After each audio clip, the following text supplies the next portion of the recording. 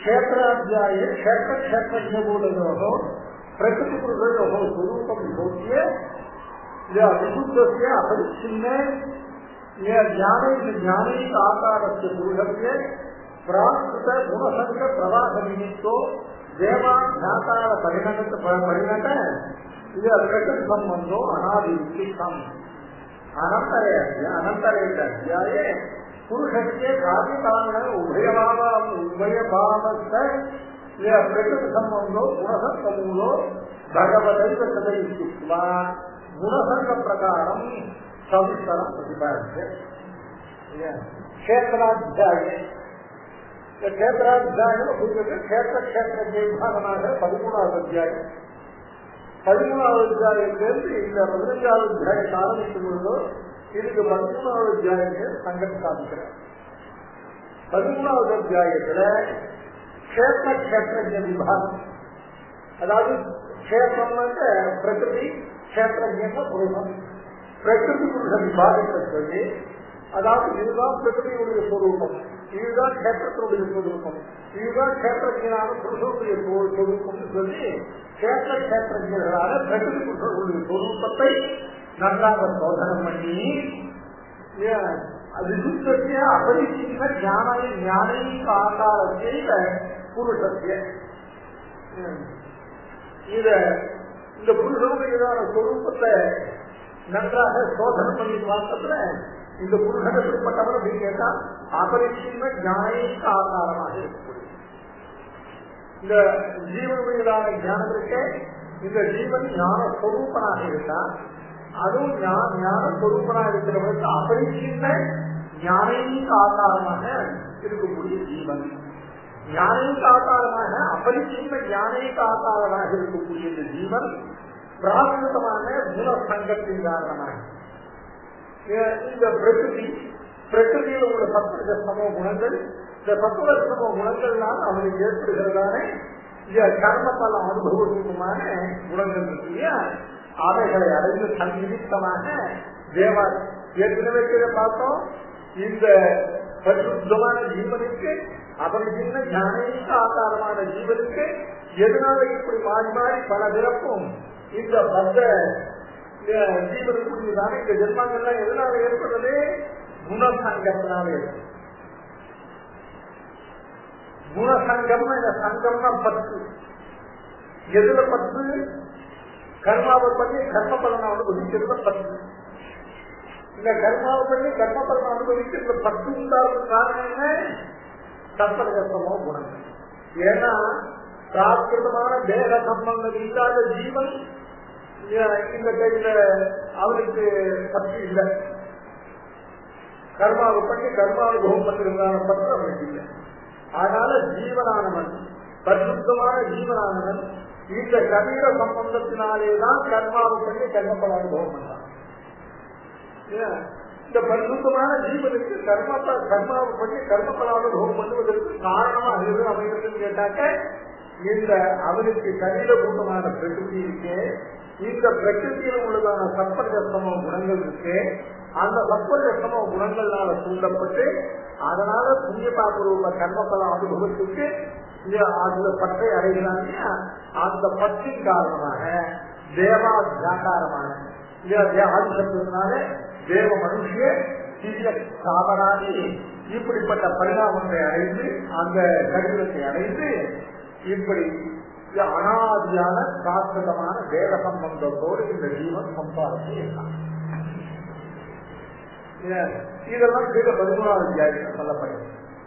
அனந்தரேக அத்தியாயே, அனந்தரேக அனந்தரம் அதுக்கு அடுத்தபடியா அதுக்கு நேருள்ளதான 14வது அத்தியாயத்துல புருஷத்திய காரியகாரண உபயாவஸ்த பிரகிருதி சம்பந்த குணசங்க மூலக பகவதை சுதா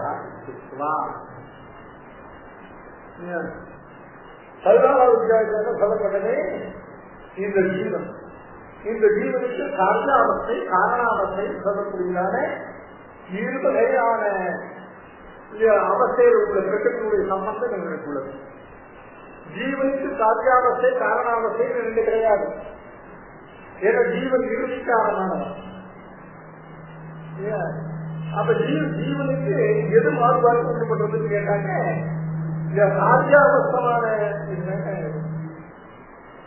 காரியாவஸ்தமான பிரகிருதி, காரணாவஸ்தமான பிரகிருதி. காரியாவஸ்தமான பிரகிருதி இருக்கு இல்லையா, அதுல சம குணங்களுடையதான அதுகள் உத்பூதமா ஆகாத தசை. காரியாவஸ்தைங்கிறதானது சப்ரக சம குணங்களும் அவைகளுடைய காரியங்களும் நல்ல உத்பூதமாக வெளிப்பாடோடு இருக்கிறது. இப்படி இருவகையான காரிய காரண உபயாவஸ்தமான பிரகிருதி சம்பந்தம், அதனால ஏற்பட்ட குணசங்க மூலம் இவைகள் எல்லாம் இந்த ஜீவனுக்கு அவருடைய கர்மானுகுணமாக பகவதைவா இவ்வளவுக்கும் காரணம் யார் அப்படின்னு கேட்டாங்க, பகவான் தான். நிஷ்பட்சபாதமாக அவரவர்களுடைய கர்மானுகுணமாக அவர் அந்த உபயாவஸ்தமான பிரகிருதியினுடைய சம்பந்தத்தையும் அதனுடைய குணமூலமான சங்கத்தையும் உண்டாக்கி இந்த சம்சாரத்துக்கு ஹேதுவாக இருக்கிறவன் பகவான். இந்த சம்சாரத்துக்கு ஹேதுவாக இருக்கிறவனும் பகவான் தான், இந்த சம்சாரத்தை நிவர்த்தித்து வைக்கிறவனும் பகவான் தான். குணசங்க பிரகாரம் சவிஸ்தரம் பிரதிபாத்திய குணசங்க நிவர்த்தி பூர்வக ஆத்ம யாதாத்மிய அவாப்திக்க பகவத் பக்தி மூலா உத்திஷ்டம். இப்போ இந்த காரிய காரணாவஸ்தமான பிரகிருதியுடைய சம்பந்தத்தினால தேவனுக்கு சாமராதி சதுர்வித தேக பிரவேசமான அனாமியான இந்த ஜென்மாவிற்கு இதற்கு அவரவர்களுடைய கர்மானுகுணமான ஈஸ்வர சங்கல்பம் காரணம்.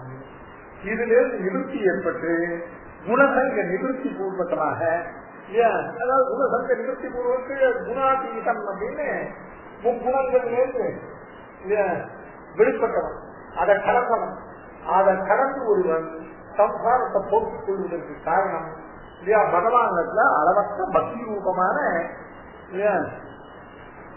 பகவத் பக்தி மூலா இருக்கும். அதான் கடைசியில இந்த 14வது அத்தியாயத்துல கடைசி பாகம் என்னன்னு கேட்டாக்க, யார் குணாதீனம், குணாதீனுடைய தன்மைகள் என்ன, அவன் குணங்களை அச்சயத்துக்கு குணங்களை முக்குணத்தை கடப்பதற்கு பிரதானமான ஹேது என்ன அப்படின்னு சொல்லி கடைசியில மழிக்க அனன்ய பக்தி, என்னிடத்து அவ்யபிச்சரிகமான அனன்யமான பக்தி இருக்க, அதுதான் கடைசியில இந்த முக்குண நாயை கடப்பதற்கு பிரதானமான ஹேது பகவான் அருள் செய்தார். பகவத் பக்தி மூலம் இதானி, இது 13, 14வது அத்தியாயங்கள்ல சாதிக்கப்பட்டதான இதானி. இதானின்னு இப்பொழுது இந்த 15வது அத்தியாயத்துல பகன்யஸ்ய பகவதா சராட்சராத்மக பத்த முக்த விபூதி மத்தான். இப்போ இந்த 15வது இதானியும் அப்படின்னா இப்பொழுது 13, 14வது அத்தியாயங்களிலே இப்படி கேத்திரஜன் விபாகத்தையும் இந்த கேத்திரத்தை காட்டும் வேறுபட்ட கேத்திரஜனை நன்றாக காண்பித்து, அது முதல் இந்த கேத்திரஜனுக்கு அனாதிகாலமாக இந்த ஜென்மாவுக்கு காரணம் இவனுடையதான கர்ம நிமித்தமான இந்த குணசங்கம் தான் காரணம் என்பதெல்லாம் மிக தெளிவாக சொல்லி, இந்த குணசங்கத்தினாலே சம்சாரம் ஏற்படுவதற்கும் பகவான் தான் காரணம். இதிலிருந்து இவன் நிவர்த்தியை அடைந்து சம்சாரத்திலிருந்து இவன் விடுபடுவதற்கு காரணமும் பகவத் பக்தி தான் அப்படிங்கிறத காண்பிச்சு, இதுக்கு பிறகு இந்த 15வது இதானி இந்த 15வது இந்த அத்தியாயத்துல பஜனிய பகவதா, எந்த பகவானத்தில் உள்ள அவ்யபிஜமான பக்தி தான் சம்சார நிவர்த்திக்கு காரணமாக சொல்லப்பட்டதோ அப்படி பலிக்க தகுந்தவனான பஜனியான அர்த்தம், பலிக்கத்தக்கவனான பக்தி பண்ணத்தக்கவனான பகவான் அவனுடையதான சராட்சராத்மகமான பக்த முக்த ஜீவ விபூதி மத்தான். பக்த ஜீவன் முக்த ஜீவன் சொல்லணும். அனாதிகாலமா இந்த சம்சாரத்திலிருந்து வெளிவராம இதிலேயே உணர்ந்து கொண்டிருக்கிற பக்த ஜீவன் இந்த சம்சாரத்துடைய சம்பந்தத்தை ஆரம்பத்திலிருந்தே அனாதிகாலமா சம்சார சம்பந்தம் அற்று அதெல்லாம் இந்த சம்சாரத்துல இருந்து சாஸ்திர விகிதமான உபாயத்தின் மூலமாக பகவானுடைய அனுகிரகத்தால இந்த சம்சார சம்பந்தம் அறப்பெற்ற ஜீவன். இப்படி முக்தத்துல 2 வகை இருக்கு. ஒரு அனாதிகாலமாக இந்த பிரகதியுடைய சம்பந்தம் அற்புதம். 2வது அனாதிகாலமா பிரகதியுடைய சம்பந்தம் உண்டாயிருந்து சாஸ்திரத்தை விகிதமான உபாய அனுஷ்டானத்தினால ஏற்பட்ட பகவானுடைய அனுகிரகத்தால இந்த சம்சார நிவர்த்தி ஏற்பட்டது. இப்படிப்பட்ட பத்த ஜீவன் 2 வகையான முக்த ஜீவர்கள், இவர்கள் இருவரையும் பகவான் தன்னுடைய விபூதியாக அர்த்தம். இவைகளெல்லாம் பகவானுக்கு வழக்காக, இவைகளெல்லாம் பகவானுக்கு சரீரபூதமாக, பகவானுக்கு ஐக்கியமாக, பகவானுக்கு விபூதியாக இருக்கக்கூடிய தன்மையையும், விபூதி பூதாது சராட்சர புருஷம் வயாது நித்தில கேய பிரத்யேக கல்யாணிக்க தானதையா அத்தியந்த உத்தரகையான விசஜாத்திய பகவதா புருஷோ சமஸ்பஞ்ச வஸ்து ஆரம்பதே. இப்படி பத்த ஜீவன் முக்த ஜீவன் சொல்லக்கூடிய 20 புருஷர்களிடத்திலிருந்து வேறுபட்டு சமஸ்தேய பிரத்யேகமாக சமஸ்த கல்யாண குணாத்மகனாக சர்வஸ்மாத் சரணாக சர்வ விசஜாதி சர்வ எல்லாவற்றையும் அத்தியந்த விலட்சணமாக இருக்கக்கூடிய புருஷோத்தமனான பகவானுடையதான தன்மையானது இந்த 15வது அத்தியாயத்துல விசேஷித்து மேல சொல்லப்பட உள்ளது. தத்தாவது அசங்க ரூப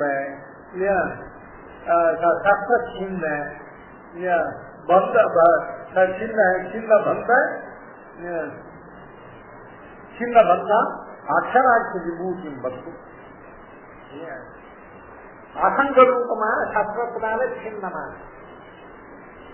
இந்த சம்சாரம் இருக்கே, சம்சாரத்தை சம்பந்தத்தை போக்கிக்குள்ள ஒரே வழி என்னன்னு அசங்கம்.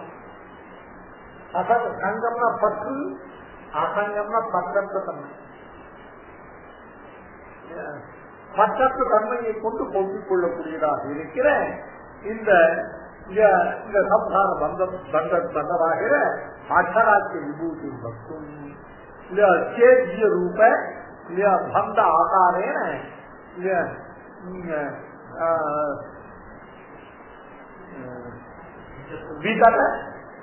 விததம் அஜித் பரிணாம விசேஷம். விததம் அஜித் விததம் அப்படின்னாலே அர்த்தம் நிலையற்றதாக இருக்கக்கூடியதான். வாஸ்தவத்துல அனாதிகாரமா நம்ம சம்சாரத்தை மூழ்கி இருக்கிற இந்த பிரகிருதி இருக்கே, இந்த பிரகிருதி அனித்தியம். அனித்தியமா இருக்கிற பிரகிருதிக்கே இப்படிப்பட்ட ஒரு இந்த பிரகிருதியானது இந்த பிரகிருதம் நிச்சயமாக இருந்தா இன்னும் நம்ம என்ன செய்யாது. அப்படி விததம் அஜித் பரிணாம விசேஷம் இல்லையா, இதை ஒரு அற்புத விருட்சமாக ரூபணம் பண்ணி பகவான் இப்பொழுது சம்சார சுபாவத்தில்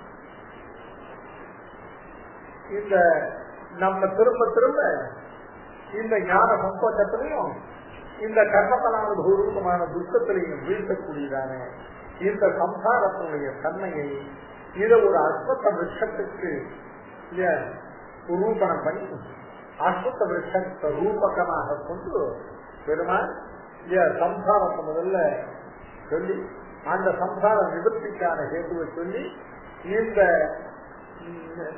அனிருத்த சம்சாரர்கள் நிவிருத்த சம்சாரர்கள் இவர்கள் இருவரையும் காட்டும் பெருமாள் விலட்சணமாக இருக்கக்கூடியதான தன்மையும் அதுதான் பகவானுக்கு புருஷோத்தமன் அப்படின்னு பேரு. விவிதமான 2 வகையான புருஷங்களை காட்டும் உத்தமம். அது புருஷோத்தம சப்தத்துக்கும் நிவர்த்தி பூர்வமாக சாஸ்திரங்கள்ல ஸ்ருதிகள்ல பகவானை புருஷோத்தமன் சொன்ன அதுக்கும் லட்சத்தை அருள் செய்கிறது இந்த அத்தியாயம். இதுதான் 13வது அத்தியாயம். 14வது அத்தியாயத்தினுடையதான விஷயங்களோட இந்த 15வது அத்தியாயத்தினுடையதான ஸ்ரீ பகவானுவாத ஊர்வமூல மதச்சாக்கம் அஸ்வத்தம் பிராகுரவ்யம் சந்தாம்சீயஸ்ய பர்ணானி யஸ்தம் வேத சவேதவிது. ஸ்ரீ பகவானுவாத ஊர்வமூல மதச்சாக்கம் அஸ்வத்தம் பிராகுரவ்யம் சந்தாம்சீயஸ்ய பர்ணானி யசம் ஏத சதேதவிது ஊர்வ மூலம் அடக்காட்டம் அஸ்பத்தம் ஆகியப்ராபு யஸ்ய சந்தாம்சி பர்ணானி யஹா ஏவம் வேத்தி சஹா வேரவி. கீழே ஸ்லோகத்தினுடையதான அன்மை ஊர்வ மூலம். இங்க அஸ்வத்தம்ங்கிறதானது ஒரு விருட்ச விசேஷம். முதல்ல அஸ்வத்தம் அரசமரம் இல்லையா, அரசமரத்துக்கு சம்ஸ்கிருதம் அஸ்வத்த விருட்சம் அப்படின்னு பேரு. அஸ்வத்தம், இந்த அஸ்வத்த விருட்சம் எப்படிப்பட்டது? சம்சாரம்ங்கிறதான அஸ்வத்த விருட்சத்தை சொல்ற. இது இந்த சம்சார விருட்சமானது மற்ற விருட்சங்கள் எல்லாவற்றையும் காட்டும் வேறுபட்டது. ஏன்னா லோகத்துல விருட்சங்களுக்கு எல்லாம் எப்படி இருக்கும்? வேர் கீழே இருக்கும், சாகம் கிளை போன்றவைகள் எல்லாம் மேலே இருக்கும். ஆனா இந்த சம்சாரங்கிறதான இந்த விருட்சம் இருக்க அஸ்வத்த விருட்சம் இது ஊர்துவ மூலம். ஊர்துவ மூலம்னா என்ன? மூலம்னா வேர். ஊர்துவ மூலம்னாக்க மேல் நோக்கி வேரை உடையதாக. இந்த விருட்சத்தினுடைய வேரானது மேலே இருக்கும். அத சாகம், அதகான கீழே. சாகம் அப்படின்னா கிளை. இந்த மரத்தினுடையதான சம்சார விருட்சத்தினுடையதான கிளை, இந்த கிளையானது கீழ் நோக்கி கீழே உள்ளது. இது ரொம்ப விசித்திரமான ஒரு விஷயம். மரத்துக்கு எது ஆதாரம்? வேர் தான் ஆதாரம். வேர் தான் மரத்தை தாங்கிட்டு இருக்கு. ஆதாரமா இருக்கிற வஸ்துவானது நின்று அது தாங்கும். லோகத்துல எல்லா மரங்களும் தங்களுக்கு ஆதாரபூதமாக இருக்கிற வேர் கீழே இருந்து அந்த வேர்னால தாங்கப்பட்டதாக இந்த சம்சார விருட்சப்பட்டது. அத மாதிரி இந்த விருட்சத்தினுடையதான சாதாரண லோகத்தை விருட்சத்துடைய சாட்டம். சாட்டம்னா கிளைகள். கிளைகள்லாம் எங்க இருக்கு? இந்த தாங்கப்படுகிறதான வேர் கீழே இருக்கு, தாங்குகிறதான வேர் கீழே இருக்கு, தாங்கப்படுகிறதான சாட்டை கிளை முதலானவர்கள் மேல இருக்கு. ஆனால் இந்த விருட்சத்துக்கோ அதனுடைய சாதமானது கீழ் நோக்கி இருக்கு. இப்படிப்பட்ட ஒரு விருட்சம் இந்த அஸ்வத்த விருட்சம். இங்க என்ன தாத்பரியம் அப்படின்னு கேட்டாங்க, ஜகத்தினுடைய சிருஷ்டியானது மேலிருந்து கீழ் நோக்கி சிருஷ்டி. ஏன் இந்த புவகான்னு சொல்லக்கூடியதான 3 லோகங்கள். பூலோகம் அப்படிங்கிறதாவது மனுஷர்கள், கிரியைகள், சாதனங்கள் இவைகள்லாம் வச்சிருக்கக்கூடியதான இந்த பூமி. அதுக்கு மேல மனுஷர்களை தாக்க உயர்ந்தவர்களான தேவர்களை தாக்க தாழ்ந்தவர்களாக இருக்கக்கூடிய மற்ற வகையான ஜீவர்களாம் வந்து அந்தரிக்கும். அதுக்கு மேல தேவர்கள் சுவர்லோகம். சுவகான்னு சொல்லக்கூடியதான 3 லோகங்கள் இருக்கு. இந்த 3 லோகங்களும் ஓரொரு நைட்டிக்க ஓரொரு அவாந்தர பிரளய காலத்திலையும் இவைகள்லாம் அழிந்து அழிந்து திரும்ப திரும்ப சிருஷ்டிக்கப்படும். இவைகள்லாம் அழிகிற காலத்துல இவைகள்லாம் விநாசத்தை அடையும் போது, பிரளயத்தை அடையும் போது இந்த சம்சார மண்டலத்துல எல்லாவற்றையும் காட்டு மேல இருக்கிறதான சத்தியலோகத்தில் இருக்கிற சதுர்முக பிரம்மா இருக்காங்க.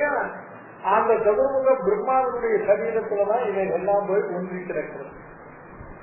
திரும்பவும் அந்த சதுர்முக பிரம்மாவானவன் எப்போது சிருஷ்டிக்கிறானோ அப்பொழுது அவனிடத்தேர்ந்து இவைகள்லாம் திரும்பவும் தனியாக இல்லையா அவனிடத்துல போய் ஒன்றி கிடந்தவைகள் எல்லாம் இல்லையா திரும்ப வந்து அதற்குரியதான ஆகாரங்களை பெற்று இந்த பூ துவ சுவகாங்கிற 3 லோகங்களா அதனால இந்த சம்சாரம் இருக்கு. இந்த சம்சாரத்தினால வேறு எங்க இருக்கு? மேலே. பழைய காலத்துல சுகுர்முகம் பிரம்மாவுடையதான சரீரத்துல ஒன்றி இருந்து திரும்பவும் சிருஷ்டிக்கு வரும் பொழுது அவனிடத்துல இருந்து பிரித்து சிருஷ்டிக்கப்பட்டு இதையெல்லாம் வெளிப்படுகிறது. அதனால இந்த சம்சாரத்துடையதான வேறுபற்றி எங்க இருக்கு அப்படின்னு கேட்டாக்க மேல் நோக்கி. அதாவது இந்த மரத்தை ஆராய்ந்து பாருங்க. அதாவது ஒரு மரத்துக்கு ஆதாரம் வேர். லோகத்துல மொத்தம் உள்ள மரங்களுக்கு தான் சாதாரணமா வேர்க்கிட தெரிகிறது. இப்போ இந்த சம்சார விருட்சத்துடைய வேர் நம்ம கண்ணுக்கு தெரியல. இப்ப என்ன பண்ணுவோம் கேட்டாங்க, இந்த சம்சார விருட்சத்துடைய வேர் மற்ற விருட்சங்களுடைய வேரை போல நமக்கு பிரத்யட்சமா தெரியல. சம்சார விருட்சத்துடையதான வேரை நம்ம சாஸ்திரம் கொண்டுதான் அறிய வேண்டியது. மற்ற விஷயங்களுக்கு வேறு கண் முன்னால பிரத்யட்சமா தெரியுது போல இந்த சம்சார விருட்சத்துடைய வேறானது கண் முன்னால பிரத்யட்சமா தெரியல. கண் முன்னால பிரத்யட்சமா தெரியலன்ற காரணத்தால இதுக்கு வேறு இல்லாமல் இருக்க முடியாது. ஏன் கண் முன்னால பிரத்யட்சமாக தெரியாத விஷயத்தை போய் என்ன பண்ணணும்? அதுக்கு சாஸ்திரம் கொண்டு அதை ஆராய்ந்து பார்க்கணும். சாஸ்திரம் கொண்டு இந்த சம்சார விருட்சத்துடைய வேரை ஆராய்ந்து பார்த்தால் அந்த வேரானது மற்ற விருட்சங்களை போல கீழ் நோக்கி இல்லாமல் மேல் நோக்கி இருப்பதை நம்மால அறிய முடியும். சரி, அந்த வேராகிய சதுர்முக பிரம்மாவுடைய சரீரத்துல ஒன்றி இருந்து அங்கிருந்து வரத இந்த வேரிலிருந்து வெளிப்பட்டு வருகிறதான இந்த சிருஷ்டி, அந்த சிருஷ்டி என்ன ரூபமாக சாதாரண முதல்ல வேர் இருக்கு.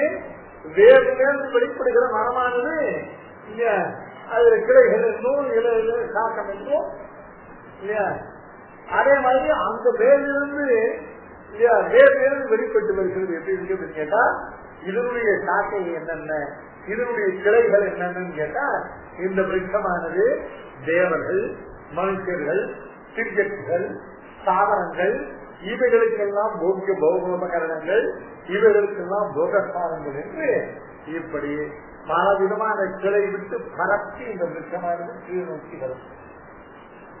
ஊர்வ மூலம் அதற்காக பாக்கியா வியாக்கியானம் மனசுறாரு. இப்ப நான் சொல்றத நல்லா புரியும். எல்லாரும் முதல்ல மனசுல வாங்கிக்கணும். ஊர்வ மூலம் அதற்காக இது ஒரு அஸ்வத்தம். இந்த அஸ்வத்தம்ங்கிற விருட்சமானது இந்த அஸ்வத்தம் சப்தத்துக்கு 2 அர்த்தம். ஒண்ணு அஸ்வத்தம் அப்படிங்கிறது பிராபர்ணம் அப்படின்னா இருந்ததும் ஒரு அரச மரம் அஸ்வத்தம். அஸ்வத்தம்ங்கிற சப்தத்துக்கு யௌதிகமாக என்ன அர்த்தம், காரண பெயர் என்ன அப்படின்னு கேட்டாக்க அஸ்வத்தம் அப்படின்னாக்க பிராபர்ணம்ல அஸ்வத்தம்னாக்க அரச மரம். காரண பெயர்ல அஸ்வத்தம் இந்த விருட்சத்துக்கு அஸ்வத்தம்னு பேர் என்னன்னு கேட்டா ஸ்வஹா அப்படின்னா நாளை, ஸ்வத்தம் அப்படின்னாக்க ஸ்வஹா அப்படி கிருஷ்ணத்துக்கு ஸ்வத்தம் இல்லையா, நாளைக்கும் உலகா இருக்கக்கூடியது நிச்சயமானது அர்த்தம். அஸ்வத்தம் அப்படின்னாக்க இன்றைக்கு இருக்கும் நாளைக்கு இருக்கும் நிலையா சொல்ல முடியும். சம்ஸ்கிருத ஸ்வஹாங்க சப்தத்துக்கு என்னக்கும் ஸ்வஹாங்க சப்து டுமாரோ அப்படின்னு ஸ்வஹாங்க சப்தத்துக்கு டுமாரோன்னு அர்த்தம். ஷஹா அப்படிங்கிற சப்தத்துக்கு எஸ்டர்டே அப்படின்னு அர்த்தம். ஆத்தியனா குலையின ஸ்வஹாங்க சப்தத்துக்கு நாளைக்கு ஸ்வஹா திஷ்டதி ஸ்வத்தா இன்றைக்கு இருப்பது போலவே நாளைக்கு இருக்கக்கூடிய பதார்த்தம் சத்தம், அது இல்லாதது அஸ்வத்தம். இன்னைக்கு ஒரு வஸ்து இருக்கு, இந்த ஊர்ப்பு மூலமான அபஸ்தாகமான இந்த சம்சார விஷயத்துக்கே இந்த சம்சாரத்துல ஒரு வஸ்துவானது நேற்றைக்கு இருந்ததே இன்னைக்கு இருக்குமோன்னு நினைச்சு பார்த்தாங்க. இன்னைக்கு அந்த வஸ்து இருக்கிறது நிச்சயம் அச்சம். தமிழ கூட சொன்னா நெருடல் உலருவன் இங்கில்லை என்னும் பெருமை உடைச்சி உலகு அப்படின்னு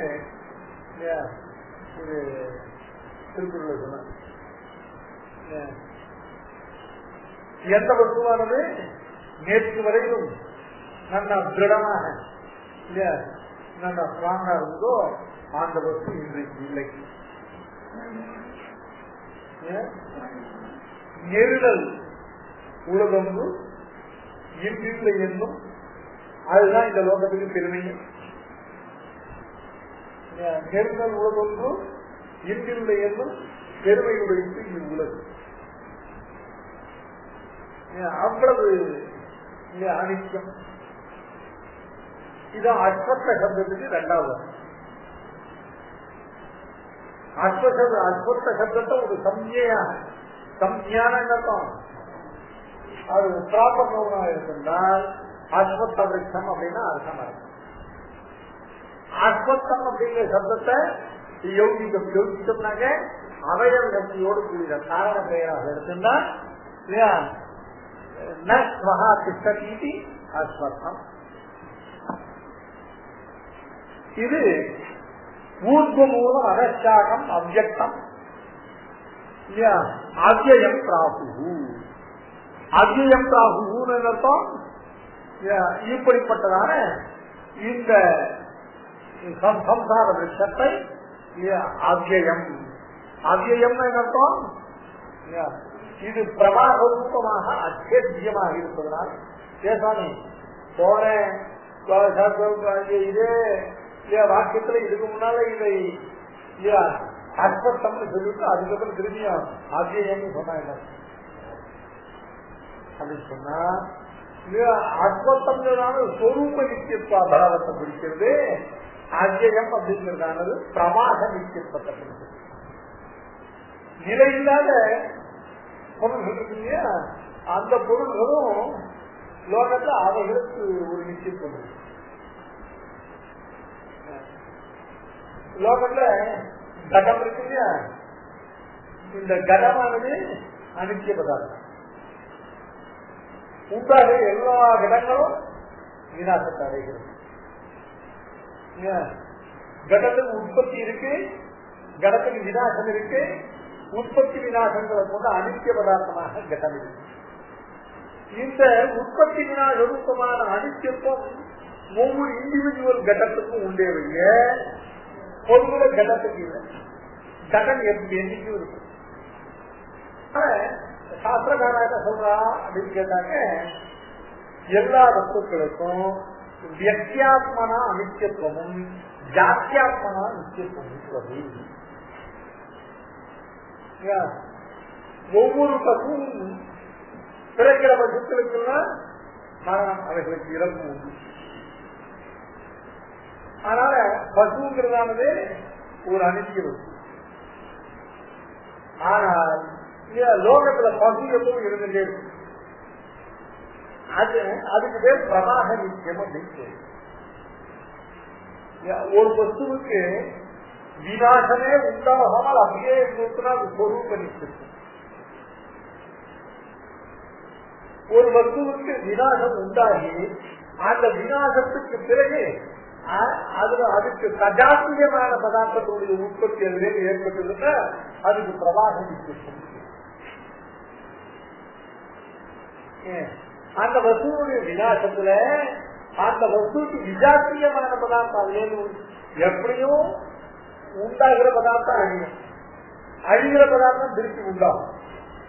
அழிகிற பதார்த்தம் திருப்பி உண்டாகும் பொழுது, விநாசத்தை அடைந்த பதார்த்தம் திருப்பி உண்டாகும் பொழுது அந்த விநாசமான பதார்த்தத்தினுடைய உற்பத்தியானது அதுக்கு சஜாத்தியமான பதார்த்தத்தினுடைய உற்பத்தியாக இருந்தால் அதுக்கு பிரவாக நித்தியம். அந்த பதார்த்தத்துடைய விநாசத்துக்கு மேல விஜாத்தியமான பதார்த்தம் உண்டாயிருக்குனாக்க அப்ப அது வந்து நிச்சயத்துவம் போயிடும். அது அத்தியந்த அணிஞ்சம், அதுக்கு பிரவாக நிச்சயத்துவம் கிடையாது. ஒரு கடம் இருக்கு, அந்த கடத்துக்கு விநாசத்தை அடைந்த உடனே அந்த கடத்துக்கு சஜாத்தியமான ஒரு கடம் திரும்பி அது வேண்டு உண்டானால் அப்ப அந்த கடத்துடைய பிரவாக நிச்சயத்துவம் இஸ் மெயின்டைன். இந்த கடத்துடைய விநாசத்துல கபாலங்கள், அதுக்கு விஜாத்திய பதார்த்தங்களான கபாலங்கள் உண்டாகி அவைகள் அப்படியே நின்று போயிருக்குனாக்க அந்த கடத்துக்கு அப்புறம் அந்த கடத்தினுடைய பிரவாகம் அப்படிங்க. பிரவாகம் என்ன, அந்த கடமானது அப்புறம் ப்ரோ இல்லை. ஆமா,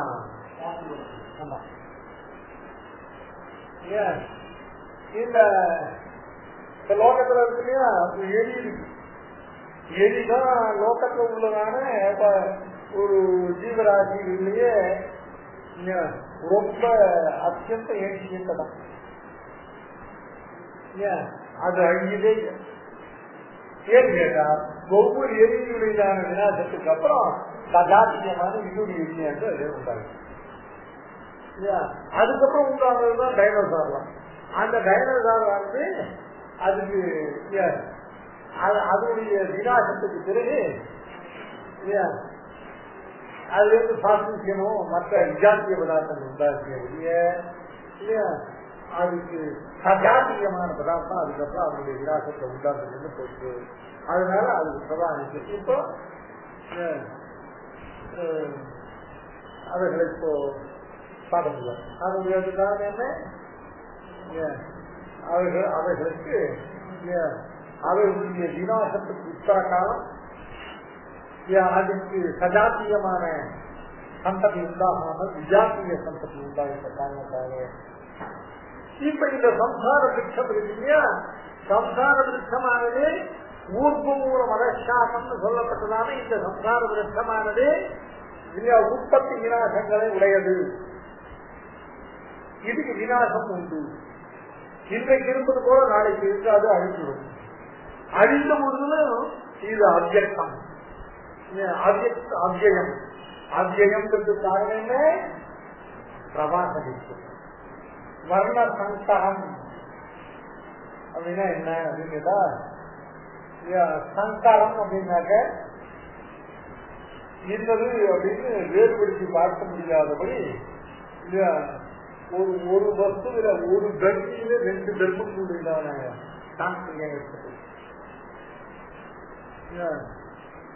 ஒரு பிராமண ஸ்திரீ, ஒரு சூத்திர புருஷன், இவா 2 பேருக்கும் வர்ண சங்கரம் வராது.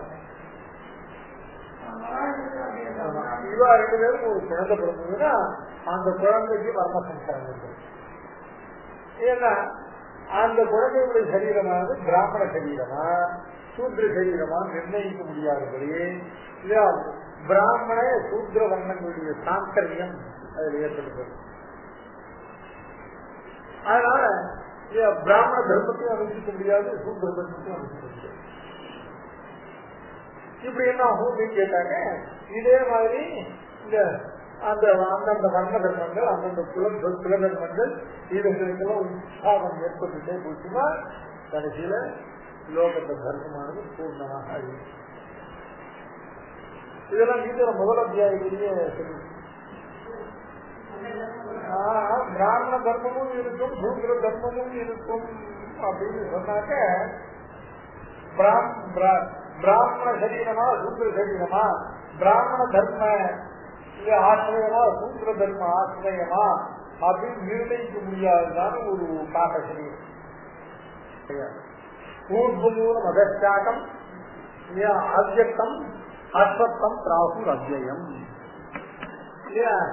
இந்த அஸ்வத்த விருட்சம் இருக்கு இல்லையா, இந்த அஸ்வத்த விருட்சமானது இந்த சாசம்னு சொல்லக்கூடியதான தேவ மனுஷத்திய சாமராகி ஆகாரேன அவர்கள் தங்கள் கர்மாவை பண்ணி அந்த கர்ம பலன்கள் அனுபவிக்கின்ற சம்சாரம் இருக்கு இல்லையா, இது எனப்பொண்டு நடக்கிறது கேட்டாக்க இந்த சம்சார விருட்சத்தினுடையதான பர்ணம் இதனுடையதான இலைகள் எது அப்படின்னு கேட்டாக்க அதுதான் வேதங்கள்.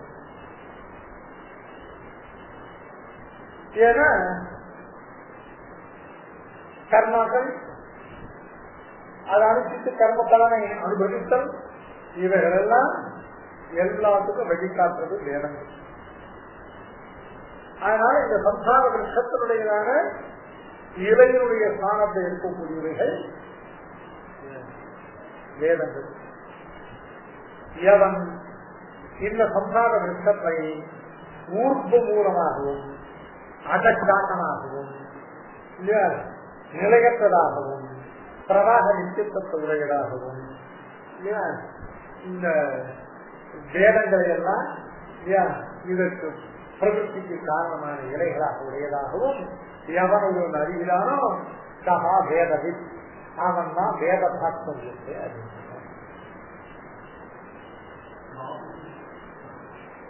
ராகு அப்படின்னா பிரகர்ஷேன ஆகு. இதை சர்வ சாஸ்திரங்களும் சர்வஜ பிராயர்களான ரிஷிகளும் அவர்கள் எல்லாம் இதை சொன்னார்கள். பிராகு அஸ்வத்தம் அஜயம் பிராகு ஊர்வமூலம் அதற்காகம் அவ்யந்தம் அவ்யயம் அஸ்வத்தம் ஆகு தஸ்ய கர்ணாணி ஒன்றாமி யஹ ஏவம் வேத்தி சஹ வேதவி.